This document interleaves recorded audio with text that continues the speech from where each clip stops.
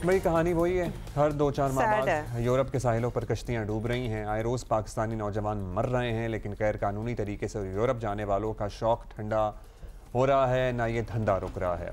मराकश में हालिया कश्ती हादसे के बाद हुकूमत का FIA पर दबाव बढ़ा है, तो मराकश में बच जाने वाले तमाम पाकिस्तानियों को वतन वापस लाया जा चुका है। FIA की जानिब से इंसानी स्मगलिंग में मुलव्वस अफराद के खिलाफ कार्रवाइयाँ भी अभी जारी हैं, लेकिन अब भी आपको पता है ऐसे गिरोह मौजूद हैं जो सरगर्म हैं, जो लोगों को गैर कानूनी तरीके से यूरोप भेजने का धंधा कर रहे हैं। अच्छा, FIA ने आपको बता दें कि ताज़ा कार्रवाइयों में लाहौर, मंडी बहाउद्दीन और फैसलाबाद से मुबैना इंसानी स्मगलर्स को गिरफ्तार किया है और FIA के मुताबिक मुल्ज़मान साथियों के साथ मिलकर शहरियों से भारी रकम हथियाने में मुलव्वस हैं। गिरफ्तार किया जाने वाला अब्दुल गफ़ार नामी मुल्ज़िम 2023 से मौरिटानिया में रह रहा था, मतलब आराम से वो चिल में रह रहे हैं। मुल्ज़िम का बाप जो है सरफराज और करीबी रिश्तेदार 2018 से मौरिटानिया में इंसानी स्मगलिंग में मुलव्वस हैं।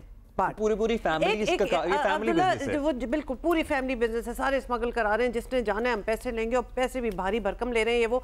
लेकिन मेरा सवाल जाने वालों से है, अगर कोई मरने को तैयार ही है तो उसको कैसे रोका जाए? मतलब दे विल डू, इनको पकड़ लेंगे ना तो 6 और निकल आएंगे। बात सारी ये है, इनको जब तक मौके नहीं मिलेंगे और ऐसा इंसेंटिव नहीं मिलेगा that you will do better in your own country than going abroad, ये जाएंगे और ये मरेंगे and they will take that risk. Socio economic uplifting, साथ ही साथ थोड़ा सा हमें जब हमने पॉइंट आउट कर लिया और इतना तो डेटा हमारे पास मिल गया कि इन इलाकों का ज़्यादा मसला है, यहाँ पे वर्कशॉप्स हों, यहाँ पर कॉन्फ्रेंसेस हों, यहाँ पर खुसूसी इकोनॉमिक जोन हो, यहाँ पे कोई कॉटेज इंडस्ट्री के फ़रोग के लिए काम हो, यहाँ पे हुक्काम इस इशू को एड्रेस करते हुए इनिशिएटिव्स लें कि आप लोग इस तरह कश्तियाँ भर भर के बाहर ना जाएं, हम आपके लिए यहाँ मौके पैदा कर रहे हैं।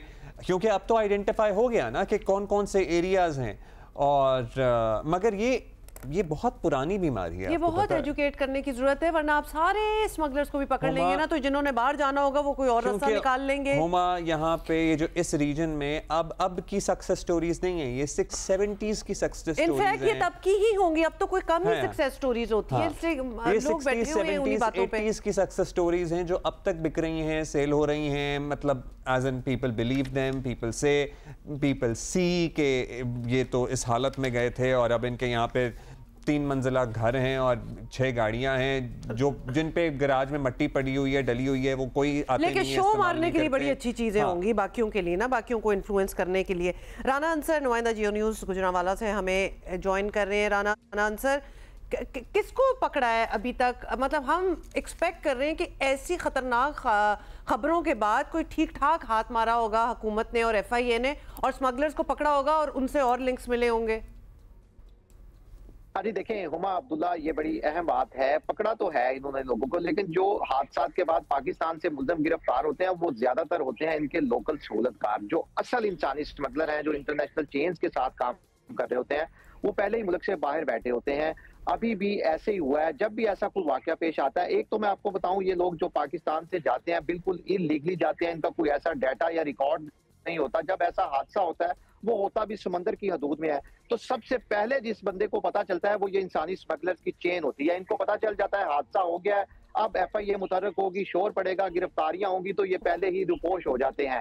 FIA ने तकरीबन 7 से 8 मुल्ज़मान को गिरफ्तार किया है, लेकिन इस सारे में जो मेन अक्यूज सामने आया है गुजरात का रहायशी फादी गुज्जर है। जैसे पहले आपने बताया, जो भी इंसानी स्मगलिंग का कारोबार करता है उसकी पूरी फैमिली इन्वॉल्व होती है, उसमें कोई पैसे लेता है, कोई लोगों को जो है वो बुक करता है, कोई लोगों के पास जाता है, कोई यहाँ से लोगों को लेके एयरपोर्ट जाता है, ये पूरी फैमिली एक फैमिली बिजनेस की तरह काम करते हैं। तो इसमें भी फादी गुज्जर का मेन नाम सामने आया था गुजरात ने, जिसने ज्यादातर लोगों को बाहर भेजा था। तो हमारी मालूमात के बाद मुताबिक फादी गुज्जर जो है वो मौरितानिया में बैठा है। अभी जो लोग वहां से रेस्क्यू हुए थे मराकश से, वो पाकिस्तान पहुंचे हैं। बहुत सारे लोगों ने जो हमें बातें बताई हैं वो इंतहाई खौफनाक हैं। जैसे शुरू में हमने बताया था कि कश्ती में ये कोई हादसा पेश नहीं आया, ज्यादातर लोगों को इंसानी स्मगलर्स के आपस के झगड़े के बाद तशद्दद करके कत्ल किया गया है। अभी जो लोग वापस आए उन्होंने बताया कि कश्ती में जब वो जा रहे थे तो मराकश के करीब कश्ती समंदर की हदूद में उन्होंने इंजन बंद कर दिया। 2 से 3 रोज कश्ती खड़ी रही, लहरों के वजह से वो जहां जिस तरफ जाना चाह रही थी तैरती रही। तो जो इंसानी स्मगलर थे वो मोरितानिया में बैठे लोगों से रास्ते में थे, उन्हें कहते थे कि हमारे पैसे जो है वो क्लियर कर दें तो तब वो कश्ती लेकर आगे जाएंगे। और मोरितानिया में इन लोगों के मुताबिक जो वापस आए हैं 1500 से 2000 पाकिस्तानी वहां सेफ हाउसेज में थे, और सेफ हाउसेज वहां जो पाकिस्तानी चला रहे हैं उनमें फादी गुज्जर का नाम सामने आया है, एक मौलवी उस्मान है और एक राना लियाकत है। ये 3 पाकिस्तानी हैं। यहाँ आने वाले जो अफराद हैं पाकिस्तानी, उन्होंने FIA को अपने स्टेटमेंट में तीनों के नाम बताए हैं कि उन्होंने वहां पर अपने 10 से 12 सेफ हाउसेज बनाए हुए हैं मोरितानिया में, वहां पर पाकिस्तानी हैं। अगर उन पाकिस्तानियों को वहां से ना निकाला गया या इन मुल्जमान को जिनके नाम सामने आए हैं तो खुदा न खास्ता मजीद भी कोई हादसा पेश आ सकता है। लेकिन FIA ने जो अब तक तहकीकात की हैं और एक्शन लिया है उसमें एक बात बड़ी अहम है, ये जो मुतासरा फैमिलीज हैं सबकी हमदर्दियां इनके साथ है। हम भी इनके घरों में जाते हैं, इनकी हमदर्दियां, हमारी हमदर्दियां भी इनके साथ है, लेकिन ये FIA के साथ भी कोऑपरेट नहीं करते। FIA इनके घरों में जब टीमें गई हैं इन्होंने इंसानी स्मगलर के नाम बर वक्त नहीं बताए। ये मुकदमात में मुद्दई बनने से भी ये भी केसेस हुए हैं कि खुदा ना खास्ता किसी घर का एक बच्चा अगर कश्ती हादसे में मर गया है या जहां बहक हो गया है तो दूसरे को भेजने या उसको एडजस्ट करने के लिए राजी हो जाते हैं। राना अंसर, हम आपसे ये भी जरूर जानेंगे बिकॉज आप इनके घरों में जाते हैं, आप वो हालात देखते हैं, ये किस तरह से 30, 40, 20, 25 लाख रुपए जमा करते हैं, इन लोगों को देते हैं, मतलब वो कौन से फैक्टर्स हैं जिसकी वजह से ये अपनी जमीनें बेचकर अपना सब कुछ दांव पर लगाकर यहां तक कि जिंदगी भी यहां से निकलने के लिए तैयार हैं? अच्छा अब्दुल्ला, इसकी जैसे आप पहले भी बात करते हैं, इसकी हिस्ट्री तो बड़ी पुरानी है। हमारा जो रीजन है खास तौर पर गुजरात और इससे मुल्का जितने भी एरिया है, ये शुरू होती है जब यहाँ मंगला डैम बना तो एक शहर को जो यहाँ आबाद था यहाँ से बरतानिया भेज दिया गया, लोग बाहर गए, उन्होंने यहाँ बड़े बड़े घर बनाए, बड़ी बड़ी गाड़ियां ली। अब जैसे आप पाकिस्तान के दूसरे शहरों में आप लोगों से पूछते होंगे आपने क्या बनना है, जो नौजवान लड़के हैं उनके मुख्तलिफ ड्रीम्स होते हैं, वो कहते हैं मैं डॉक्टर बनूंगा, इंजीनियर बनूंगा, साइंटिस्ट बनूंगा। ये जो रीजन है यहाँ पर ज्यादातर जो नौजवान है अगर आप उनसे पूछें तो आप क्या बनेंगे, उनका ड्रीम पता क्या है? वो लोगों को कहते हैं रेड पासपोर्ट मैंने लेना है। वो हर सूरत में रेड पासपोर्ट हासिल करना चाहते हैं, डॉलर, यूरो, पाउंड कमाना चाहते हैं ताकि उनके इर्द गिर्द जो बाहर बैठे लोगों ने बड़े बड़े घर बना रखे हैं उनका लाइफस्टाइल जो है वो अडॉप्ट करने के लिए ये किसी भी हद तक चले जाते हैं। और ज्यादातर फैमिलीज ऐसी हैं जो यहाँ अच्छी खासी सर्वाइव कर रही हैं। मतलब देखें, अगर 40 से 50 लाख रुपया है और साथ रिस्क है कि पता नहीं उन्होंने पहुंचना भी है या नहीं, और वो ये रिस्क लेते हैं, 40-50 लाख रुपया भी पे करते हैं। ज्यादातर ऐसी फैमिलीज होती हैं जिनका ऑलरेडी कोई ना कोई एक लड़का बाहर बैठा हुआ है और इसी रास्ते से गया है। ये सारे ऐसे लोग हैं जिनको ना सिर्फ सारा ये जो रिस्क है, ये राना अंसर बहुत शुक्रिया, आपने हमें काफी इसमें बैकग्राउंड दे दी है कि व्हाई दे डू ये रेड पासपोर्ट और डॉलर और यूरो कमाना।